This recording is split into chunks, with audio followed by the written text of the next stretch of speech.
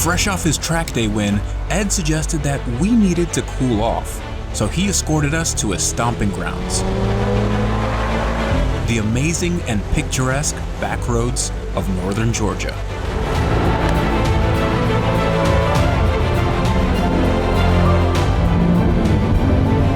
Well, boys, here it is. Let me know what you think. Oh, yeah. Oh, yes. Pop goes the weasel. Woo. My ears are popping, so this must be Appalachian Mountains.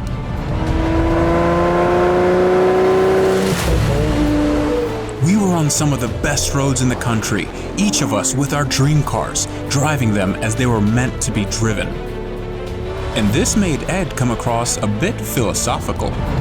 For me, when I take a car on a long road trip, when I bring it up here to the mountains, when I figure out about how fast it'll go, that's what ownership feels like as a celebration to me. I mean, we strive for these cars for so long, but this is really experiencing a car the way that I like to. Yeah, I had never had my SLS on a track before in almost a year of ownership, like I'm trying to protect it or something, but really, I need to do more of that because it is amazing. It did seem very well planted, and I'll concede that smaller cars do better on roads like this, but nothing gives me the experience of a big V12 Lambo.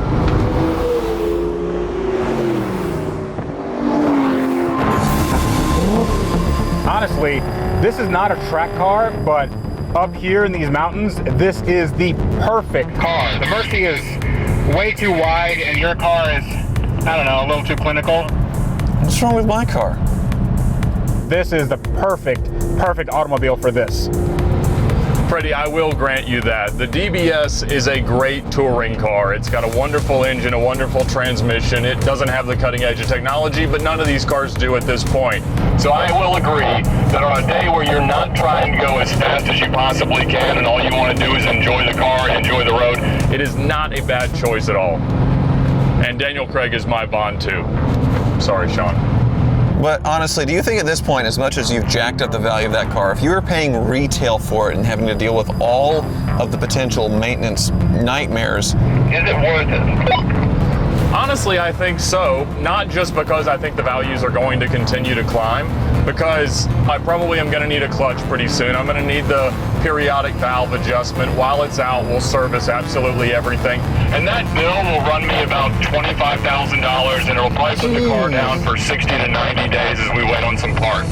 But at the end of the day, during that period, the car will have appreciated by at least that much.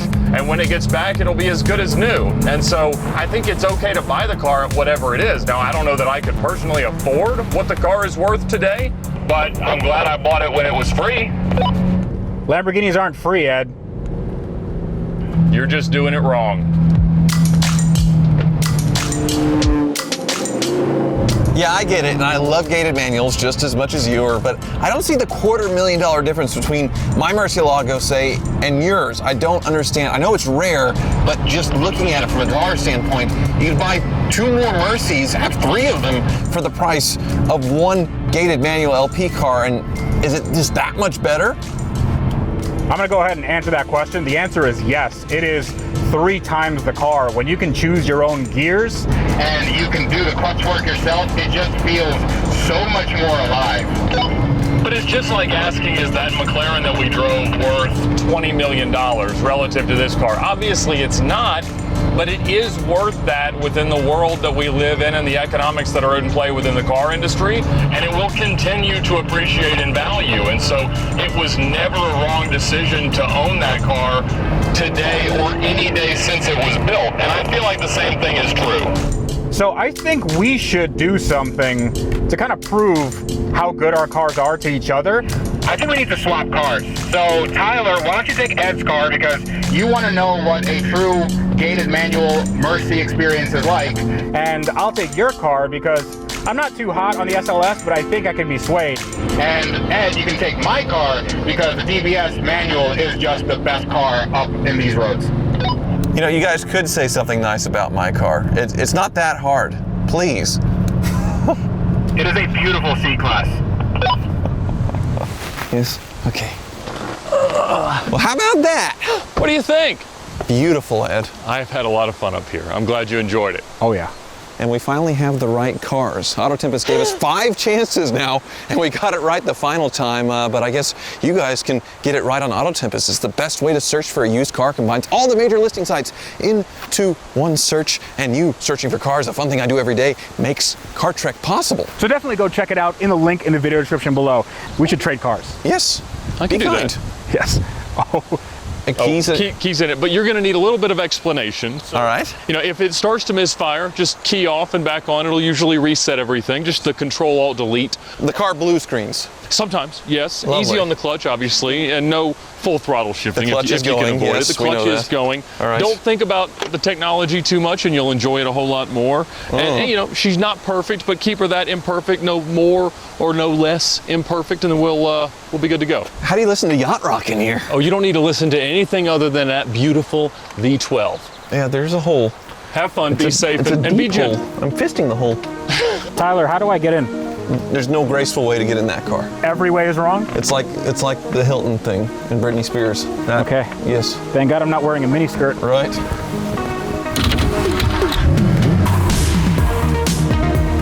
After Ed thoroughly explained all of his Lambo's driving rules to Tyler, we set off in each other's cars and did our best impressions of objective automotive journalists. Cannonball Man! Yes! Whoa, man. Okay. Now I know why Ed Bullion is like Ed Bullion. That gated shifter. Oh, that's satisfying. Oh. Get downshift. Oh. That is nice. The handling, this is quite land-yachty. So this is without a doubt the most valuable hoopty I have ever driven. Yes, it's a gated LP Mercy and extremely rare, but it is very much a hoopty. The engine is rattling in a way that it's not supposed to be rattling, and these are supposed to be way faster than, say, a normal Murcielago, but I think my old 2006 Roadster is faster than this thing. Easy on that clutch, Tyler. Easy on that clutch. Because the clutch is slipping if you screw up. ABS lights on, holding the center console, but despite all the drawbacks, oh yes, I can see why Ed is in love with this car. This is probably one of the most powerful road cars ever with a gated manual transmission, certainly one of the fastest. And if you're into rowing your own gears, I don't see how it gets any better. I need to speak continuously for 3 minutes or 5 minutes without even really taking a breath to be like Ed, but honestly, it's kind of taking my breath away. Oh wow, so, this is so good. It's so good. Don't tell Ed that, but it is so good. It's a hoopty. It is the ultimate hoopty.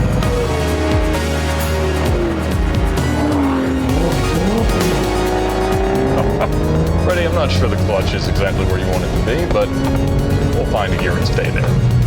I do love a DBS. It's one of the best looking Aston Martins they've ever made, and even though they all look similar, I'll agree, this one is the best looking one.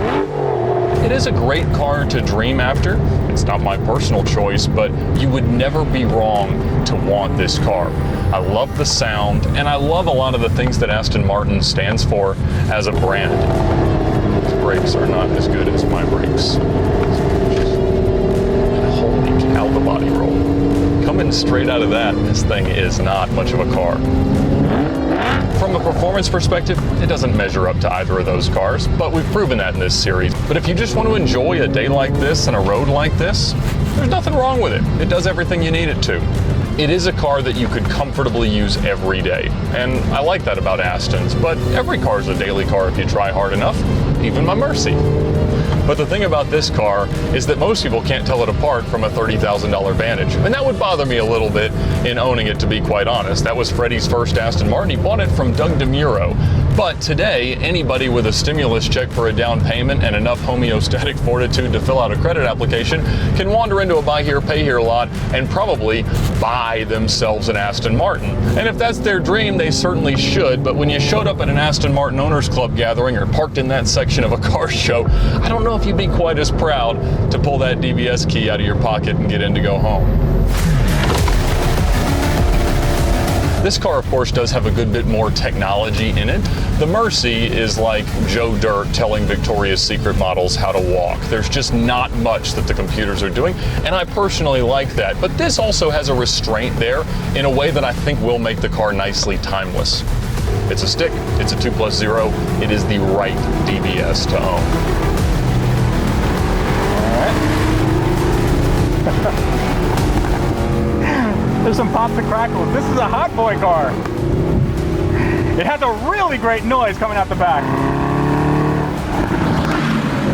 First impressions are that this car has a lot of power, but it does not have the braking ability of my DBS.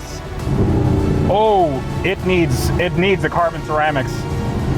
It starts feeling real heavy. I think Tyler should have splurged for that option. Let me show you something that I just noticed. It's getting a little bit on my nerves. If I pull the paddle in any modern car, in any modern dual clutch, then it changes almost instantaneously. But in this era of Mercedes, it really was like putting a letter in the mail, and hopefully it gets there. All right, so I'm gonna put it into fourth, in, now. Now it shifts. There's something wrong with this transmission. I sure hope it's not supposed to be like this. This is why I don't like the first years of new technology. The new DCTs are never gonna be as good as an old manual where they got all the kinks worked out, but the engine more than makes up for it. Almost 600 horsepower, 6.2 liter V8, and it is a 6.2 even though it says 6.3 on the side. I think Mercedes lied just as much as Aston Martin did about the size of their engine. The interior feels very cocoon-like. It feels special in here. This is definitely a supercar experience. But to be honest, I don't know if I'd pay the $130,000 or $140,000 that it would take to get in one of these things, because I know that an AMG GT for the same money would probably be a better driving experience. Certainly to me, it's a better looking car. It has a better transmission. The engine makes more power. Well, at least when you give it a little bit of a tune. But I have to hand it to Tyler. He bought this thing right. It has been basically flawless this entire trip, as is his custom. He likes to have cars that are sort of middle of the road picks that don't really give him any problems. See, Ed likes to go real fast and explode real hard, and me, I like a good project. This isn't a project, but I'm appreciative that Tyler didn't buy a hoopty this time. It's just a really, really good car.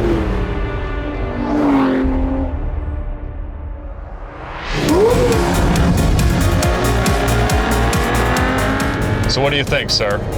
Let me tell you, now that I've driven every iteration of gated manual Lamborghini V12, this is quite a crescendo here. It is amazing. You are qualified to speak to that subject, and I am very, very flattered by it. Thank you. But Ed, I don't know how you can treat a $500,000 car like this. It is making noises it shouldn't make. There's lights on. The clutch does not feel good, and it's filthy. I mean, absolutely filthy in here. We've been driving it all over creation. That's when it looks the best. This thing is not half the performance car that either of those are. It does not need to be. Well, what do you think? It was fantastic for 20 minutes, and then it just droned on and on and on. Almost like I had an Ed Bullion in the car, but just louder. So as much grief as I've given you for this car, Tyler, it really is pretty special in here. It's every bit a supercar. Because it is. Mercedes built the first supercar, and that's the ultimate tribute to it. Having said that, there is a 3-week gap between me pulling a paddle and then the transmission doing anything. That transmission is fine. It shifts way faster than a human can. Put it in Sport Plus. It'll be better. I can shift faster than this transmission on my worst day. Okay, everybody's gonna be watching these videos. They're gonna see the track part, see how fast this thing was shifting, lightning fast shifts. You're making up stuff again, like the 456 brakes. Number one, it kind of floats over bumps. The ergonomics of this also aren't the greatest. The pedals are very, very close together. So much, in fact, that I had to take my shoes off to drive this car. But the worst thing about this is those brakes. Tyler chose very well, other than the fact that this looks exactly like a Ford Probe. When you drive into people's cars, you point out things that are broken that are absolutely not broken or not wrong with their cars. Every single time you pick it apart. Tyler, if you don't believe me, okay, here's what I'm gonna do. I'm going to prove to you how slow this transmission shifts, okay? I'm going for the next gear now. And we have a gear. You are so full of it, Freddy. Every single time. I am never letting you drive another one of my cars again, because every single time it results in total bullshit. Tyler's actually mad right now. That's real mad Tyler voice. Are you mad? Yeah, I am, because that is a very sorted, nice car, and you're picking it apart. Like you do everything. Meanwhile, your whole fleet is literally in pieces and barely functional, with the exception of that DBS. Well, aren't you glad I brought the DBS this time? Yeah, but you can't even keep that one on the track.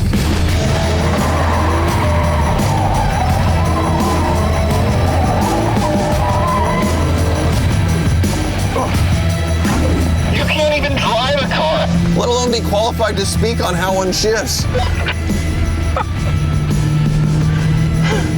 I'm gonna need some popcorn if we're gonna keep this going, and I'd love to keep this going. So would I.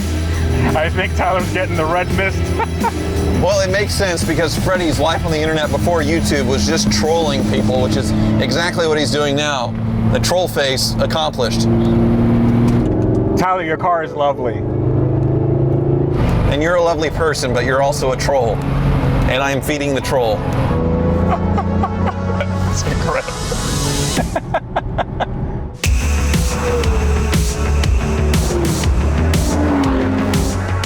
We spent the next few hours experiencing what I can only describe as the East Coast version of Gateway Canyon. This was as close as it gets to driving heaven. I wanted as much seat time as I could get because the SLS was actually growing on me. That and its owner seemed like he needed to let off a little steam.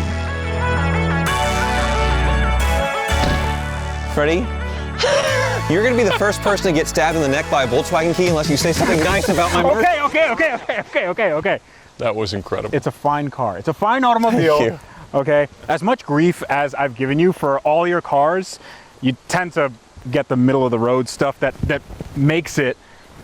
But this is a good car. Like really. Thank you. Like All right. properly good.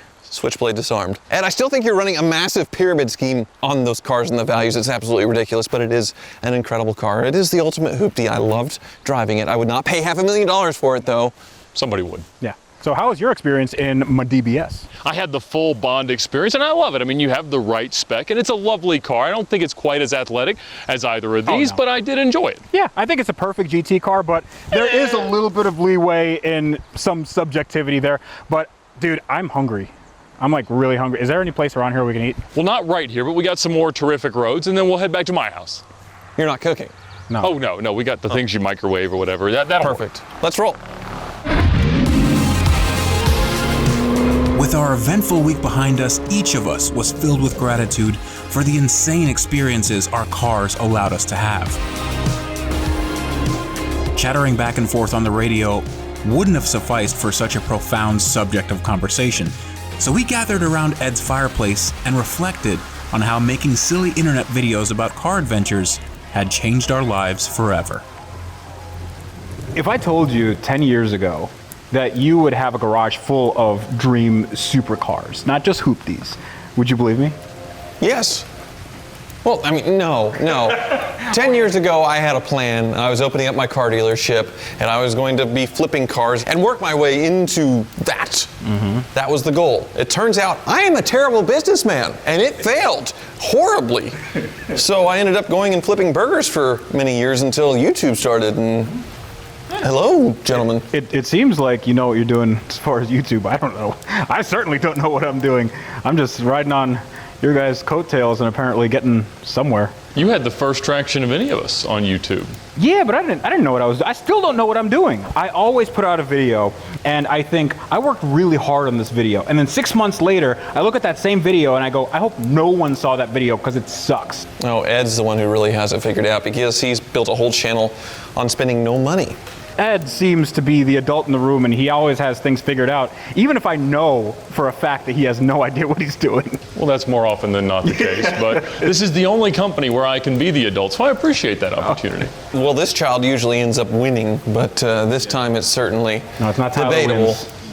I don't think it's terribly debatable, and I don't get to win very often, but this was in my wheelhouse. The appraisals were a scam. You and Tamarian, you conspired together to inflate the prices of these cars for your personal benefit and for him to build a business.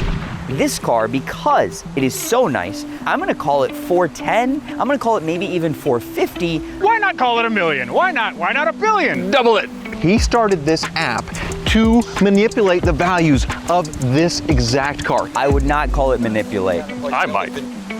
The reality is that the values of manual 640s have gone up. The values of all cars have gone up, but truly rare cars have gone up even more. You cheated there. You cheated Well, there. but it's still true. You cheated on the runway. So boys, I'm gonna take the Apollo 13 approach, and I'm gonna Slingshot around the gravitational pull of the SLS. That is absolutely cheating. What?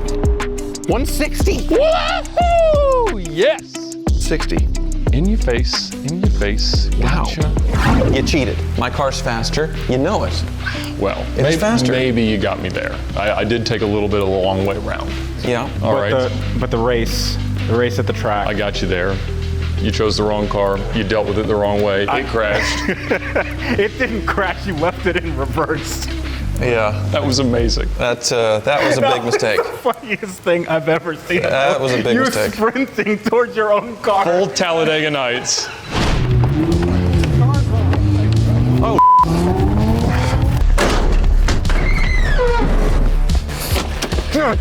Dang it, the shifter linkages on these old things.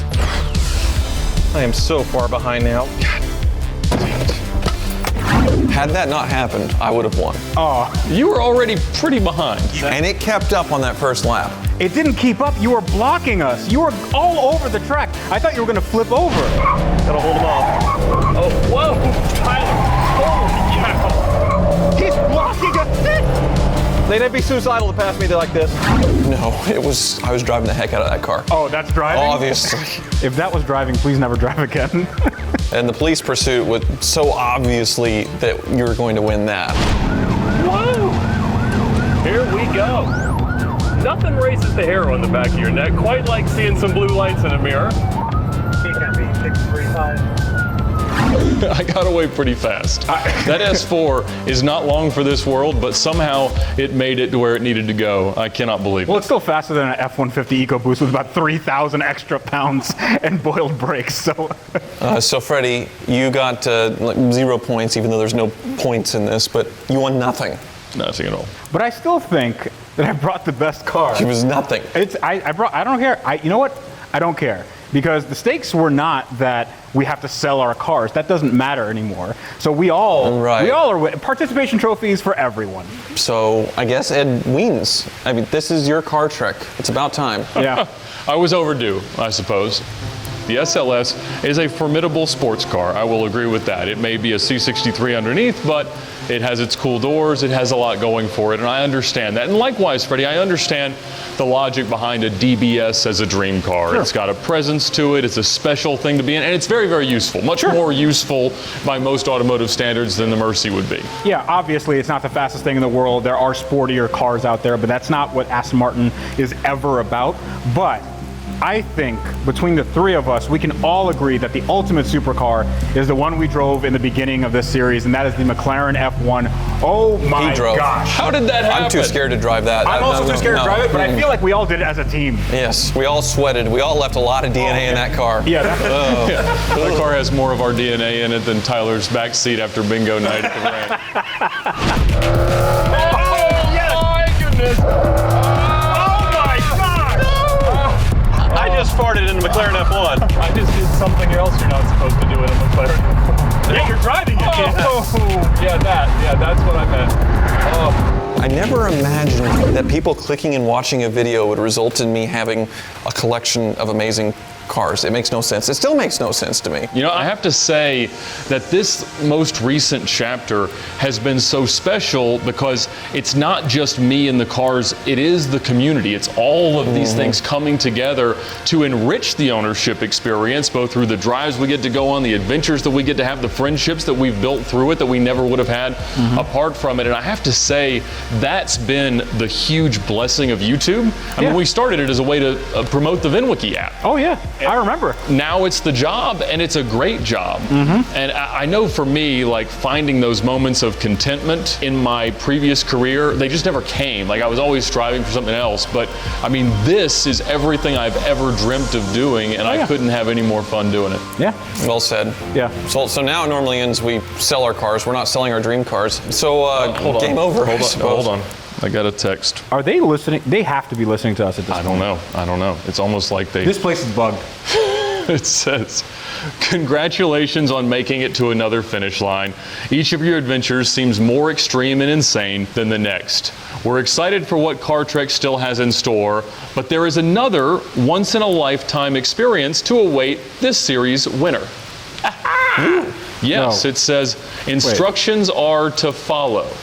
In all the other car tricks that I won, I got nothing. Absolutely nothing. What? You got to keep your car. How's that nothing? You kept your cars anyway, or you just kind of shuffled them to each other. No, we had to write We had to write them, didn't we? Last I saw, the Gallardo's still in there. The Vanquish is down there. You sold the Maserati, obviously. Yeah. So you get to go on another adventure. I don't know. There's a lot of once-in-a-lifetime experiences I might rather not do. I think he's angry. We'll see what happens. Okay.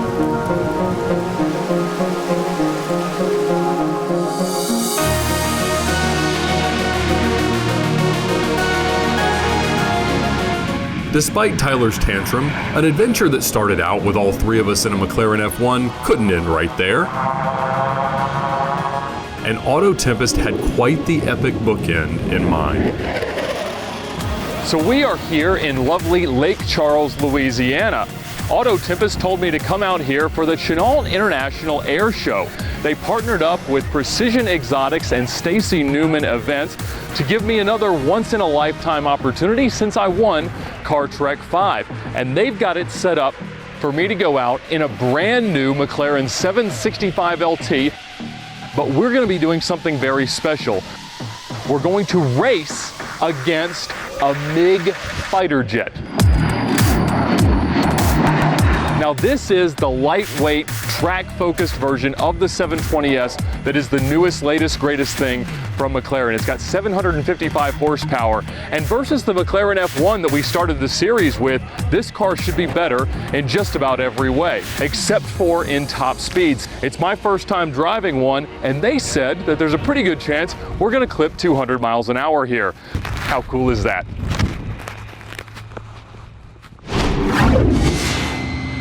So we are about to race a 1960 MiG-17 that flew against us in the Vietnam and Korean Wars. I think we got to beat them today. Now, I will be honest, I have gone well over 190 a good handful of times, but I have never hit that elusive 200 mile an hour mark. And so the top speed of this car is 205 miles an hour, so I feel like we might have a shot today. The first thing we're gonna do is a drag race from a dig with a fighter jet. This is a thing you do. What could possibly go wrong with this? Bobcat 1-2, course approved. Proceed when able. You guys ready? There we go.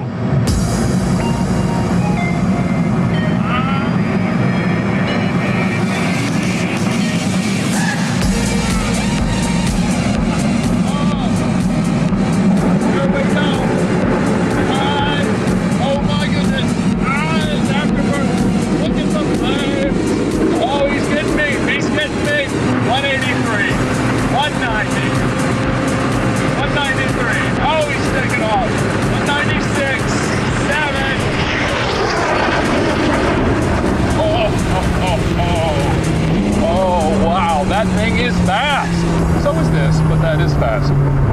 Oh my goodness. All right, well, when the big fire comes out, it turns out he does go a bit faster.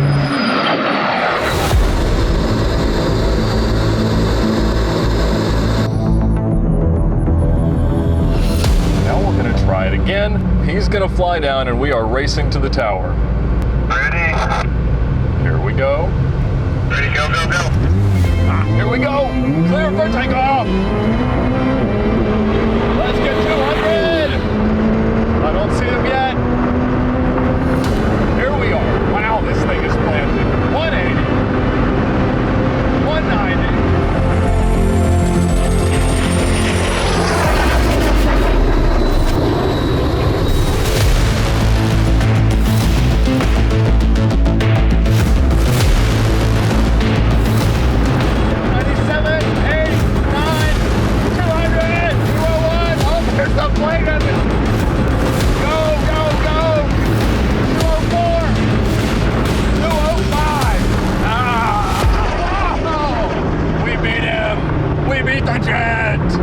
But he was right on my tail.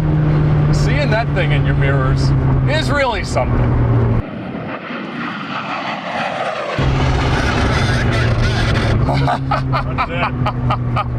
Oh boy, what a run. 205 miles an hour. That's supposed to be all she's got. 10 uniform, clear to land.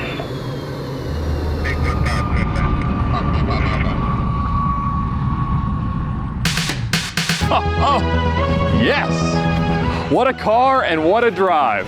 Well, that was the McLaren 765 LT and my first time over 200 miles an hour. What an awesome experience, and it truly is amazing how far McLaren has come, how far all cars have come since the 25 years ago when that McLaren F1 was new. But I have to say, regardless of how great, how fast, how amazingly well this car handles, it doesn't captivate me the same way that the F1 does as a dream car. And that's because I grew up with the mystique of the F1 dominating my psyche, along with other cars like my LP640. And so that's still what compels me to own cars, to drive cars, to dream of cars. But whatever your dream car is, you are correct. And my hope is that any of our viewers, as young car enthusiasts or old car enthusiasts that still have that dream car out there, that you make that dream a reality, and that the satisfaction that you find the day you sign the title, put your license plate on, and turn the ignition to drive wherever it is you want to go, that it's just as satisfying as it has been for all of us. So thank you from us, thank you from AutoTempest, and from this amazing air show, and from this amazing car. But I'm very, very content to hop back in my LP640 and head on home. I'm Ed Bolian for Car Trek. Have a good night. Okay. For sale, 1982 Mercedes 300 TD with original paint. What's left of it, 280,000 miles, but it will run forever if you put $5,000 a year into it. No rust except for the trunk, rear quarters, hood, front fenders, but solid floors. Slight guardrail damage from heavy track use for only $59.95 or best offer. For sale, 1998 Nissan Maxima SE Special Edition. They only made 300,000 of them. If you hate your neighbors and your wife, but you're not going to have a wife, and your girlfriend, you're not going to have a girlfriend either. It's a lot harder when Ed's not working for me. Did you buy a life insurance policy for your infant 15 years ago? Then this is the right car for you to buy them now. It's got 231,000 miles showing, but let's not kid ourselves, that can't be possible.